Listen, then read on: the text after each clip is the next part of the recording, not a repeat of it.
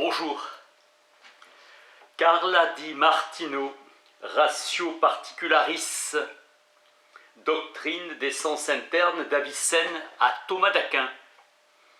La doctrine des sens internes naît dans les textes d'Ibn Sina et d'Ibn Rushd, s'imposant comme une partie intégrante de la psychologie aristotélicienne, l'enrichissant de nuances nouvelles.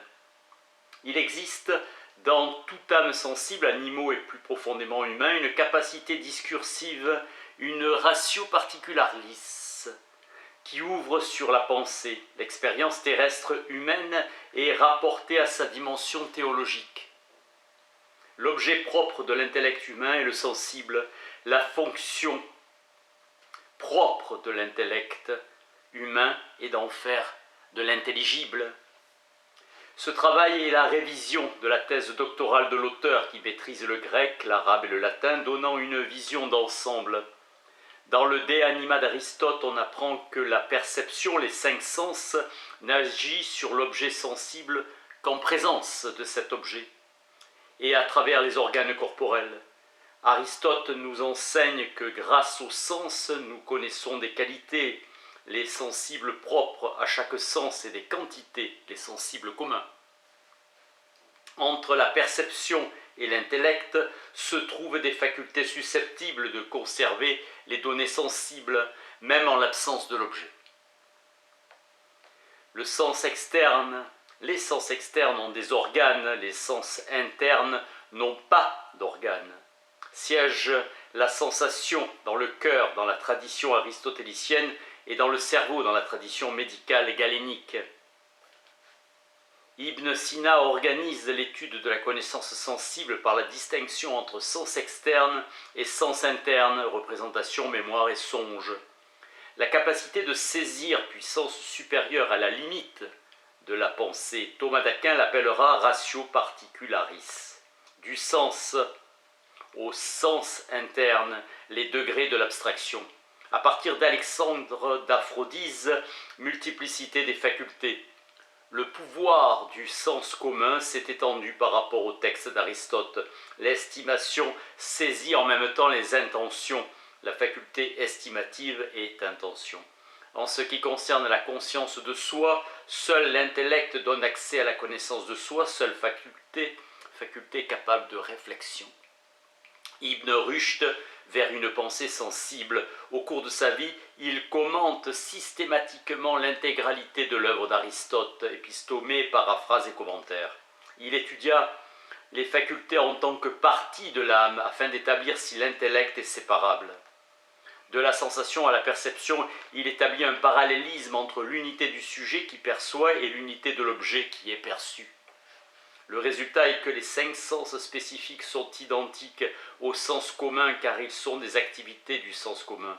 À la différence des animaux, les facultés sensibles humaines dépendent de l'intellect. L'imagination est la forme d'abstraction la plus haute à laquelle l'animal puisse arriver. Les couches du sensible sont la forme, l'image et l'intention.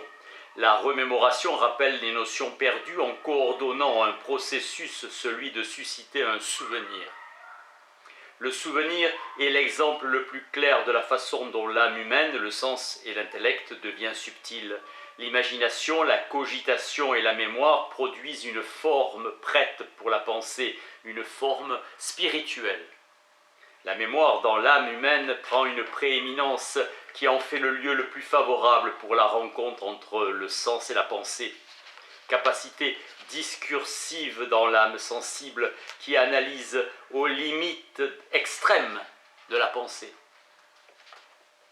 En latin, au XIIIe siècle, Augustin et Avicenne, espace d'ordre doctrinal, le niveau spirituel, niveau de l'imagination dans sa multiplicité, la connaissance sensible de soi. Saint Thomas établit une convergence doctrinale entre la psychologie d'Augustin et la psychologie de la connaissance sensible arabe. Albert le Grand écrit que l'imagination sert la mémoire, à savoir qu'il n'y a pas de mémoire sans image. La réminiscence est un processus plus complexe que le souvenir. Thomas renvoie à un principe avicénien, celui de la distinction dans les facultés corporelles entre facultés aptes à récipérer et facultés aptes à rétinérer, pour déterminer l'existence de l'imagination. Avicenne appelle l'imagination fantasia. La connaissance intellectuelle ennoblit par une sorte de retour sur elle-même le sens humain. Ainsi l'homme, un animal spécial, commence sur la terre son chemin vers Dieu. Thomas ajoute que la mémoire animale est imparfaite, moins développée que la mémoire humaine. La tradition arabe a démontré que la connaissance sensible est plus complexe et plus aiguë que la simple connaissance sensorielle, et il faut admettre que l'âme animale a un principe d'organisation correspondant à l'intellect. Pour Avicenne, l'âme animale aussi est en mesure de percevoir les intentions. Aristote a établi que la perception des sensibles communs est une perception par soi. Aristote écrit que l'objet propre de la mémoire est ce qui est en soi imaginable, c'est-à-dire pour sa nature sensible. Mémoire et imagination sont deux pour leur quiddité et leur sujet, écrit Averroès, contrairement à Aristote qui signifie qu'elles appartiennent au même organe et qu'elles portent sur le même objet. Avec Augustin, la mémoire sensible est spirituelle, tandis que la mémoire intelligible ne l'est pas. La réminiscence et le souvenir ne sont pas des processus spirituels, mais intellectuels. L'imagination est par contre complètement spirituelle. Sens du mot spirituel comme non matériel. Aristote précise qu'il s'agit de percevoir la vision et non de voir la vision.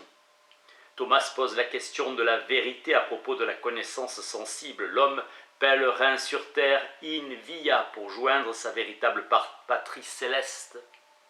Loin d'être emprisonné dans son manteau de chair, s'achemine avec son lourd fardeau de sensations et d'émotions vers la résurrection des corps. Parmi les créatures, seul l'homme est capable d'une pensée sensible et d'une conscience sensible. Après toutes les expériences et les émotions de ce monde, à aller au-delà. Merci.